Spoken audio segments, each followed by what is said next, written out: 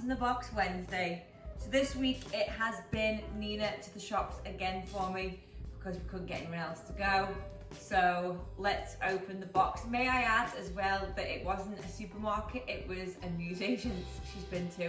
So let's open the box to see what our mystery 5 ingredients are. Wow. Okay. Pringles, pesto, tomato soup. This is like the diet of a student. Like, what was this? 2 peppers. I feel like there should have been 3 in the pack, maybe. Oh, they're not super fresh peppers either. And then Boursin garlic and herb cheese. Right, I need the 5-minute timer because this is going to stress me out.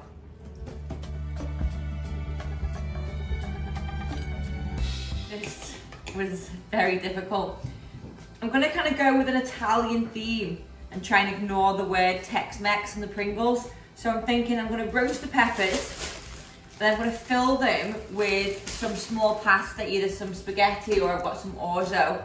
And I'm going to make like a pasta sauce using, sorry Dad, the tomato soup. Sorry anyone watching me that's Italian. But I'm going to maybe add some like onion, a bit of basil, maybe some chili. So I'll make a kind of pasta sauce with the soup. And then what I'm going to do is I'm going to take the little Boursin cream cheese. I'm going to try and sort of like roll it into little balls and then roll it in like crumbled up Pringles. So they're like kind of little crispy truffles on top, and then use this as sort of like a poor man's pan grattato, Tex-Mex barbecue style. Like half these peppers and just throw them in a hot oven. A bit of olive oil. I'm going to roast them just so they get a bit softer and easier to fill. We're going to use a little bit of the shallot to kind of add a bit more flavour into it. I mean, I've seen so many sort of like student recipes that use a lot of Heinz soup in them, you know, because it's kind of affordable. So I feel like we could make something out of it. I just know for sure next week for What's in the Box Wednesday, Nina is not doing the food shop. I'm going to add a clove of garlic because you know this household always has garlic. I'm going to chop up a chili, I'm going to fry that in a pan with a bit of olive oil and then add the soup. I'm going to fry this off just for a few minutes until it gets really soft, but without getting too much colour on that onion and garlic.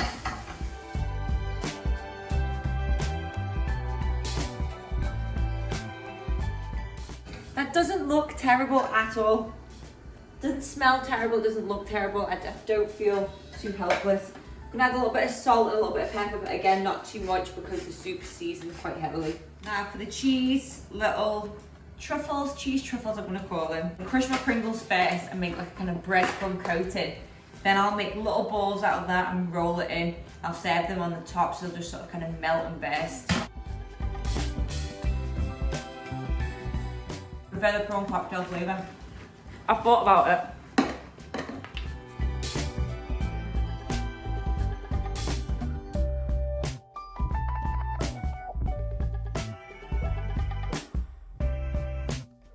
And the leftover little bit, I'm just going to mix a little bit of Parmesan, or it could be Pecorino, you never know in this house. I'm going to mix that through and we'll use that as a kind of little crunchy, cheesy topping as well. I'm going to drain the pasta now and then start putting everything together. I've got a cooked orzo, I'm going to put that straight into my sauce. I didn't have to cook it for too long, obviously with something like Heinz soup it's completely fully cooked. I mean, shucks, you can drink it straight from the can if you wanted to. So I'm going to put that in, I'm going to give everything a good little mix. I'm going to add a little bit of fresh basil because we had some in, just to try and, you know, make it look a bit more Italian because I am going to have to serve this to my family later on and see if they'll know. I'm just going to shred that really lightly. I think it actually looks really nice with a bit more fresh black pepper. A little mix. And then I'm going to give it a try. Nina, grab a spoon, do you want to try some? I don't know, do I?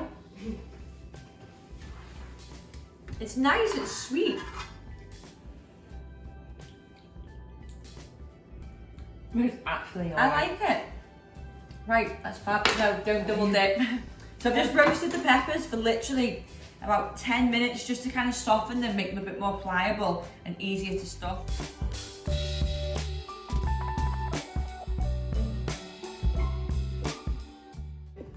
So I've stuffed them. They actually look beautiful. I'm gonna serve these tonight at dinner time to see if anyone has any comments. I'm gonna put my little cheesy croutons, one in the center of each one. And then I'm gonna go on with more of my little cheesy breadcrumbs.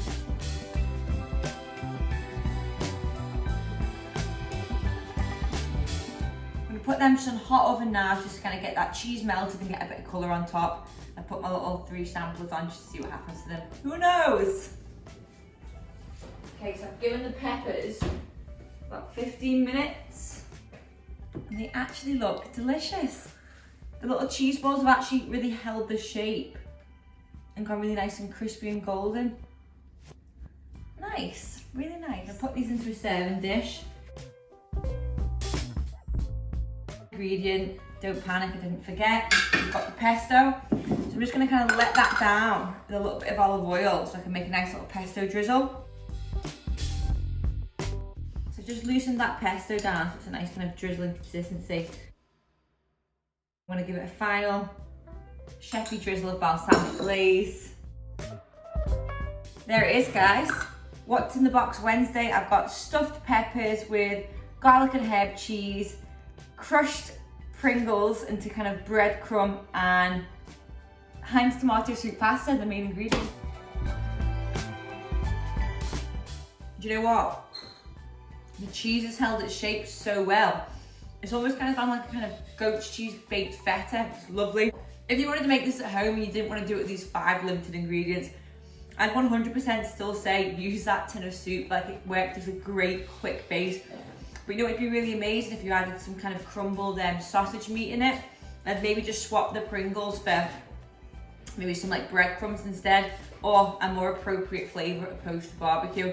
But you're actually just kind of getting more of the salty flavour from the Pringle rather than the kind of barbecue seasoning. Great, I'm really happy with that. Thanks for watching and tune in next week for What's in the Box Wednesday.